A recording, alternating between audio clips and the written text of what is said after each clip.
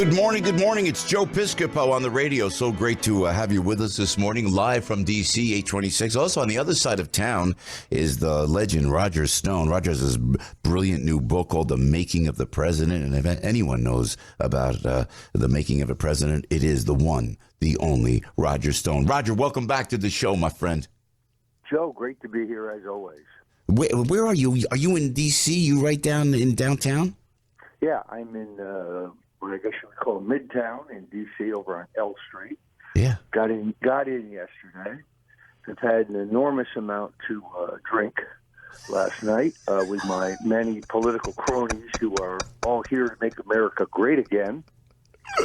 And Joe, I've been to 4 presidential inaugurations previously. Wow. 2 for Richard Nixon, 2 Wow. for Ronald Reagan. But this is the one I am most excited about. Yeah, and just, again, because you saw it coming, Roger, and we were talking about it earlier on the show, you predicted this literally decades ago, Roger. Well, I have always thought Donald Trump had both the size and the guts and the vision to run for president. As I reveal in my upcoming book, The Making of the President 2016, it was actually former President Richard Nixon who saw this before anybody. He ran into Trump in George Steinbrenner's box at Yankee Stadium in 1987, first time they'd ever met. The very next morning, he called and said, "I met your man Trump last night." I said, "Oh, really?" He said, "Yeah, he's really got it. This guy could go all the way." And that very day, about a day and a half later, actually, he drops a note to Trump, which the New York Times has printed, telling Trump that he should run for office because if he runs, Nixon says, you will win. You are a winner. Wow. This is, I saw him talk about that in the interview he did with Harvey Levin. But Nixon, for a second, because you know Richard Nixon, you knew Richard Nixon. And then we were out there with Maria Bartiromo. We did this funny thing, Roger, at the Madame Tussauds Museum. They have this big White House exhibit. And there's Richard Nixon, and he's like doing his farewell address. That's the wax figure they have of Richard Nixon. So I said to Maria, I don't know that they'll use it on camera, but I said, what Nixon did with Watergate pales in comparison. What's going on today, certainly with Hillary Clinton. Am I wrong, Roger Stone? Not even close. Nixon would be rolling in his grave, as it were. The constitutional abuses in this administration make Watergate look like a milk-fed puppy. I mean, this is, and that's why I think people are so happy that we're getting a change. I mean, we're ready for a change. Here's what we know. The same people have been running the country for 30 years, the Bushes and the Clintons. I believe the way this went was Bush, Clinton, Bush, Obama. All exactly the same. What have we gotten?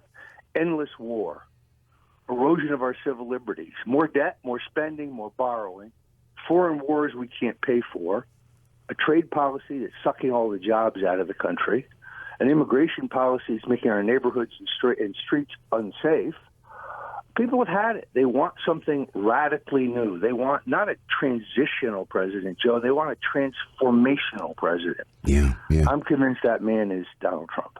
Yeah, no, you're right. Roger Stone got this great new book, The Making of the President 2016. You're very prolific with this, Roger. You could turn these books out quite quickly. You all middle of the night kind of thing for you? Well, this is my this will actually be my 5th book.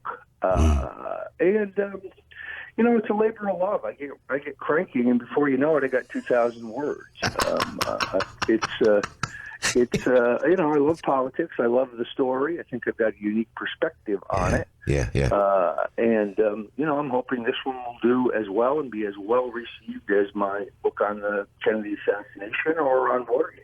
Yeah, Making of the President 2016. So Roger, you're in town. Just to give a plug, folks listening outside the D.C. area, they can come see you for a book signing today. Well, actually, that's technically not true, Joe. This book will not be available till January 31st. Okay. I have a book signing today for my previous book, The Clintons' War on Women. Yeah. A book that, let's just say, served its purpose. Let's just say that book served its purpose. And many people want, you know, copies for historic reasons because we both know this book's going to end up in the Smithsonian. Yeah, I'm sure. Roger Stone, what balls are you going to? Are you going to this deplorable ball? Where can I rendezvous? I got to catch up with you tonight, man. We are definitely going to the deplorable. This is the people's inauguration. This is for the little people, not the millionaires, not the billionaires, not the hot shots, not the big shots, not the elected officials and the movers and shakers. This is the ball for the workers.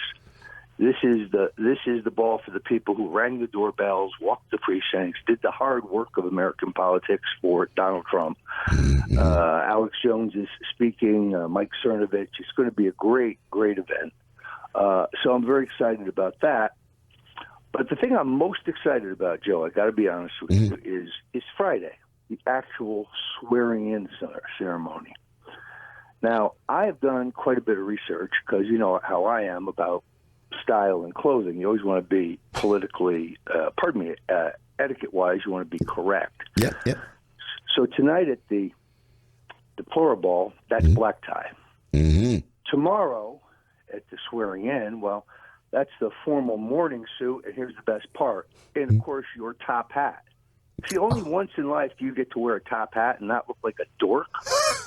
And other than the green one that Morano wears on St. Patrick's Day, But so I'm doing the full top hat, and then of course white tie is what is correct for the actual inaugural ball.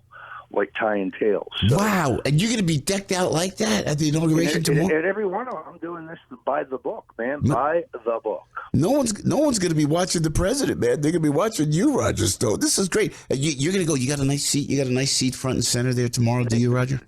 The president-elect is taking good care of me, so I think my wife and I are well positioned. Beautiful. This could be. I'm so excited. I'm pinching myself. Yeah. This is just going to be so great.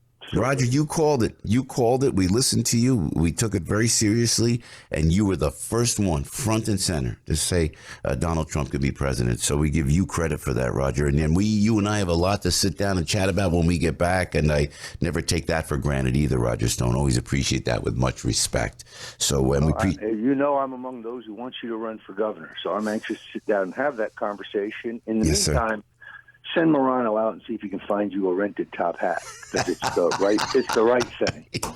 You got it. Roger Stone, thanks for being on the show. We'll see you a little later tonight, Roger. Thank you so much. Thank you so much, my friend. He's got The Making of the President 2016 coming out at the end of the month.